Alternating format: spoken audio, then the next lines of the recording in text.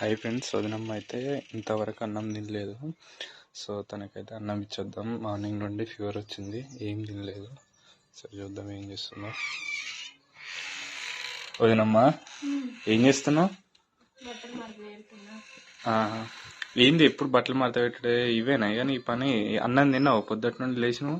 అన్నం అయితే కొంచెం ఫీవర్ వచ్చింది, అన్నం అయితే తినబుద్ధి కావట్లేదు. తినబుద్ధి కాదు, ఇక తిను, ఫస్ట్ అన్నం తిను. అన్నం తెచ్చినావా? అన్నం తెచ్చిన తిను.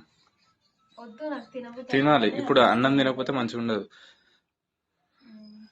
సరే, చేయి కడుక్కున్న తర్వాత తింటా. ఇప్పుడు తిను, చేయి కడుక్కో, నేను చూస్తా. అయినా చేయి కడుక్కున్నాక నువ్వు తినాలి. నిన్న నైట్ కూడా అన్నం పెట్టుకుంది, ఆ పప్పుతోని 2 ముద్దలు తిని అన్నం అయితే తినలేదు.